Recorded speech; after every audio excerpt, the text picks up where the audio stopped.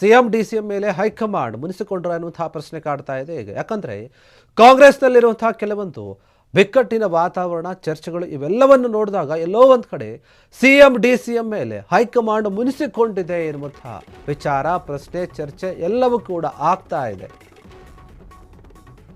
ಕುರ್ಚಿ ಫೈಟ್ ಇಂದ ಕಾಂಗ್ರೆಸ್ ಮರ್ಯಾದೆ ಬೀದಿ ಪಾಲು ಆಗ್ತಾ ಇದೆ. ಅದೇ ಕಾರಣಕ್ಕೆ ಮುನಿಸಿಕೊಂಡಿರ್ಬೋದು. ಸಾವಿರ ಸಂಭ್ರಮಕ್ಕೆ ಗೈರು ಮುಖೇನ ಸಂದರ್ಶನ ರವಾನೆ ಮಾಡಿದ್ರ ಹೈಕಮಾಂಡ್ ಅಂತ. ವರ್ಷದಿಂದ ಸಿಎಂ ಕುರ್ಚಿಗೆ ಕಾಳಗ ನಡೀತಾ ಇದೆ ಇಬ್ಬರ ನಡುವೆ, ಸಿಎಂ ಡಿಸಿಎಂ ನಡುವೆ. ಈ ಇಬ್ಬರ ನಡುವಿನ ಪೈಪೋಟಿಯಿಂದ ಸಿಟ್ಟಾದ್ರ ಕಾಂಗ್ರೆಸ್ ಹೈಕಮಾಂಡ್ ಎನ್ನುವಂತಹ ಪ್ರಶ್ನೆ. ನಿನ್ನೆ ಹಾವೇರಿಯಲ್ಲಿ ಆಯೋಜಿಸಿದ್ದಂತಹ 1000 ದಿನದ ಕಾರ್ಯಕ್ರಮಕ್ಕೆ ಯಾವ ವರಿಷ್ಠರೂ ಬಂದಿರಲಿಲ್ಲ. ವರ್ಷದ ಸಂಭ್ರಮಕ್ಕೆ ಬಂದಿದ್ದು 1000 ದಿನ ಸಂಭ್ರಮಕ್ಕೆ ಯಾಕೆ ಬಂದಿಲ್ಲ ಅನ್ನುವಂತಹ ಪ್ರಶ್ನೆ. ಸಿಎಂ ಡಿಸಿಎಂ ನಡುವಿನ ಕೋಲ್ಡ್ ವಾರಿಂದ ಬೇಸರಗೊಂಡು ಗೈರಾದ್ರ ಹೈಕಮಾಂಡ್ ನಾಯಕರು ಎನ್ನುವಂತಹ ಪ್ರಶ್ನೆ ಇದೆ. ಈ ಹಿಂದೆ ಸಾರ್ಥಕ ಸಮಾವೇಶ ಸೇರಿದಂತೆ ಎಲ್ಲ ಕಾರ್ಯಕ್ರಮಗಳಲ್ಲಿ ಭಾಗಿಯಾಗ್ತಾರೆ, ಅಂದರೆ ಹೈಕಮಾಂಡ್ನವರು ಭಾಗಿಯಾಗ್ತಾ ಇದ್ರು. ಆದರೆ ನಿನ್ನೆಯ 1000 ದಿನದ ಸಮಾವೇಶದಲ್ಲಿ ವರಿಷ್ಠರು ಯಾರೂ ಕೂಡ ಇರಲಿಲ್ಲ. 108 ಅನುಮಾನವನ್ನು ಹುಟ್ಟು ಹಾಕ್ತಾ ಇದೆ ಹೈಕಮಾಂಡ್ ಗೈರಿ ಆಗಿರುವಂತಹ ವಿಚಾರ. ಕಾಂಗ್ರೆಸ್ನಲ್ಲಿ ನಾಯಕತ್ವದ ಬದಲಾವಣೆಯ ವಿಚಾರವಾಗಿ ದೊಡ್ಡ ಮಟ್ಟದ ಚರ್ಚೆ ಇದೆ. ಅದು ಒಂದು ರೀತಿಯಲ್ಲಿ ಬೀದಿಯಲ್ಲಿ ನಿಂತ್ಕೊಂಡು ಮಾತನಾಡ್ತಾ ಇದ್ದಾರೆ.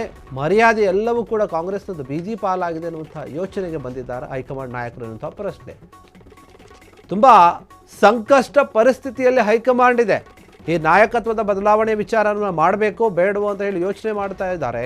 ಇನ್ನು ಸಿಎಂ ಒಂದು ರೀತಿಯಾದಂತಹ ನಿರ್ಧಾರ, ಡಿಸಿಎಂ ಇನ್ನೊಂದು ರೀತಿಯಾದಂತಹ ನಿರ್ಧಾರ ನಾವು ನೋಡಿದ್ದೀವಿ.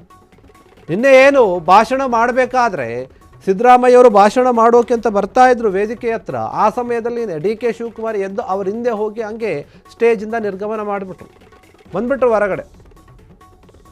ಇದು ಕೂಡ ಸಾಕಷ್ಟು ಅನುಮಾನಗಳಿಗೆ ಕಾರಣವಾಗ್ತಾ ಇದೆ. ಅದಕ್ಕಿಂತ ಮುಂಚೆ ಏನು ಇನ್ನೊಂದು ಕಾರ್ಯಕ್ರಮದಲ್ಲಿ ಭಾಗಿಯಾಗಿದ್ರಲ್ಲ, ಇಬ್ಬರು ನಾಯಕರು ಕೂಡ ಒಂದೇ ವೇದಿಕೆಯನ್ನು ಹಂಚ್ಕೊಂಡಿದ್ರು ಕೂಡ, ಪಕ್ಕದಲ್ಲೇ ಕುಳಿತುಕೊಂಡಿದ್ರು ಕೂಡ ಯಾವುದೇ ಮಾತುಕತೆ ಇರಲಿಲ್ಲ. ಮೌನ ಯುದ್ಧಕ್ಕೆ ಸಾಕ್ಷಿಯಾಗಿದ್ರು ಈ ಇಬ್ಬರು ನಾಯಕರು. ಈಗ ಅದೇ ರೀತಿಯಾಗಿ 1000 ದಿನದ ಕಾರ್ಯಕ್ರಮದಲ್ಲಿ ಕೂಡ ನಡೆದುಕೊಂಡಿದ್ದಾರೆ. ಅಲ್ಲೂ ಕೂಡ ಏನು ಮಾತುಕತೆಯಾಗಿಲ್ಲ. ಹೀಗಿರುವಾಗ ಸಿಎಂ ಮತ್ತು ಡಿಸಿಎಂ ನಡುವಿನ ಈ ಒಂದು ಕಾಳಗ, ಕುರ್ಚಿಯ ಕುತ್ತಾಟ ಏನಿದೆ ಅದೆಲ್ಲವೂ ಕೂಡ ಈಗ ಒಂದು ರೀತಿಯಲ್ಲಿ ಹೈಕಮಾಂಡ್ಗೆ ಬೇಜಾರಾಗುವಂತಹ ರೀತಿಯಲ್ಲಿ ನಡೆದುಕೊಳ್ತಾ ಇದೆ. 1000 ದಿನದ ಸಂಭ್ರಮಕ್ಕೆ ಯಾವ ಹೈಕಮಾಂಡ್ ನಾಯಕರು, ವರಿಷ್ಠರು ಯಾರು ಕೂಡ ಬಂದಿಲ್ಲ. ಯಾಕಂದ್ರೆ ಏನು ಇವರಿಬ್ರು ಕಿತ್ತಾಟವನ್ನು ನಡೆಸ್ತಾ ಇದ್ದಾರೆ, ಎರಡು ಬಣದ ನಾಯಕರೇನಿದ್ದಾರೆ ಅವರು ಮಾತನಾಡ್ತಾ ಇದ್ದಾರೆ. ಅದೆಲ್ಲವನ್ನು ಕೂಡ ನೋಡಿದಾಗ ಹೈಕಮಾಂಡ್ಗೆ ಎಲ್ಲೋ ಒಂದು ಕಡೆ ನಮ್ಮ ಕಾಂಗ್ರೆಸ್ನ ಮರ್ಯಾದೆ ಬೀದಿ ಪಾಲಾಗ್ತಾ ಇದೆ ಅನ್ನುವಂಥ ರೀತಿಯಲ್ಲಿ ಚರ್ಚೆ ಆಗ್ತಾ ಇದೆ. ಅದಕ್ಕೋಸ್ಕರನೇ ಈ 1000 ದಿನದ ಸಂಭ್ರಮಕ್ಕೆ ಹೈಕಮಾಂಡ್ ನಾಯಕರು ಯಾರೂ ಕೂಡ ಬಂದಿರಲಿಲ್ಲ. ಏನಿರ್ಬೋದು ಇದರ ಅರ್ಥ ಅಂತ ಈಗ ಚರ್ಚೆ ಆಗ್ತಾ ಇದೆ. ವರ್ಷದಿಂದ ಸಿಎಂ ಕುರ್ಚಿಗೆ ಕಾಳಗ ದೊಡ್ಡ ಮಟ್ಟದಲ್ಲಿ ನಡೀತಾ ಇದೆ. ಸಿಎಂ ಡಿಸಿಎಂ ನಡುವೆ ಒಂದು ಬೇರೆ ರೀತಿಯಾದಂಥ ಹೇಳಿಕೆಗಳನ್ನು ಈಗ ನೋಡ್ತಾ ಇದ್ದೀವಿ. ಇನ್ನೊಂದು ಕಡೆ ಹೈಕಮಾಂಡ್ ಹೇಳೋವರೆಗೂ ನಾನೇ ಸಿಎಂ ಆಗಿರೋದಂತ ಸಿದ್ದರಾಮಯ್ಯ ಹೇಳಿದ್ರೆ, ಇನ್ನೊಂದು ಕಡೆ ನಾನು ಸಿಎಂ ಆಗಲೇಬೇಕು ಅಂತ ಹೇಳಿ ಸತತ ಪ್ರಯತ್ನಗಳನ್ನು ಡಿ.ಕೆ. ಶಿವಕುಮಾರ್ ಮಾಡ್ತಿದ್ದಾರೆ. ಹೀಗಿರುವಾಗ ಈ 1000 ದಿನ ಪೂರೈಸಿದೆಯಲ್ಲ ಕಾಂಗ್ರೆಸ್ ಸರ್ಕಾರ ಅಧಿಕಾರಕ್ಕೆ ಬಂದು, ಆ ದಿನದ ಸಂಭ್ರಮದಲ್ಲಿ ಯಾವ ಹೈಕಮಾಂಡ್ ನಾಯಕರು ಕೂಡ ಬಂದಿರಲಿಲ್ಲ. ಯಾಕೆ ಬಂದಿರಲಿಲ್ಲ ಅನ್ನುವಂಥ ಪ್ರಶ್ನೆ ಇದೆ. ಏನಿರ್ಬೋದು ಇದರ ಗುಟ್ಟು? ಅಥವಾ ಎಲ್ಲೋ ಒಂದು ಕಡೆ ಹೈಕಮಾಂಡ್ ಬೇಸರ ಮಾಡ್ಕೊಂಡಿದೆಯಾ ಇವರಿಬ್ಬರ ನಡೆಯಿಂದ? ಆಡಳಿತದ ವಿಚಾರವಾಗಿಬಿಡಿ, ಆದರೆ ಇವರಿಬ್ಬರು ಒಂದು ಕುರ್ಚಿಗಾಗಿ ಪೈಪೋಟಿ ನಡೆಸ್ತಾ ಇದ್ದಾರೆ ಅಂತಂದರೆ ಏನಿದೆ ಇದರ ಅರ್ಥ? ಮತ್ತು ಹೈಕಮಾಂಡ್ ಕೂಡ ಈ ವಿಚಾರವನ್ನು ಗಂಭೀರವಾಗಿ ತಗೊಂಡು ಈ ಇಬ್ಬರು ನಾಯಕರ ಮೇಲೆ ಮುನಿಸಿಕೊಂಡಿದ್ದಾರಾ, ಸಿಟ್ಟಾಗಿದ್ದಾರಾ ಅನ್ನುವಂಥ ಪ್ರಶ್ನೆ ಇದೆ. ಕಾಂಗ್ರೆಸ್ನಲ್ಲಿ ಏನೇ ಆದರೂ ಕೂಡ ಅದನ್ನು ಹೈಕಮಾಂಡ್ ನಿರ್ಧಾರ ತಗೊಳ್ಳುತ್ತೆ ಅಂತ ಎಲ್ಲ ನಾಯಕರು ಕೂಡ ಹೇಳ್ತಾರೆ.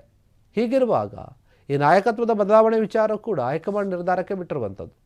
ಡಿ.ಕೆ. ಶಿವಕುಮಾರ್ ಕೂಡ ಅದೇ ಮಾತು ಹೇಳಿದ್ರು, ಸಿದ್ದರಾಮಯ್ಯ ಅದೇ ಮಾತು ಹೇಳಿದ್ರು. ಆದರೆ ಡಿ.ಕೆ. ಶಿವಕುಮಾರ್ ಬೆಂಬಲಿಗರು ಯಾರು ಸುಮ್ಮನೆ ಇರ್ತಾ ಇಲ್ಲ. ಇನ್ನು ಸಿದ್ದರಾಮಯ್ಯ ಬೆಂಬಲಿಗರು ಕೂಡ ಅಷ್ಟೇ ಇದ್ದಾರೆ.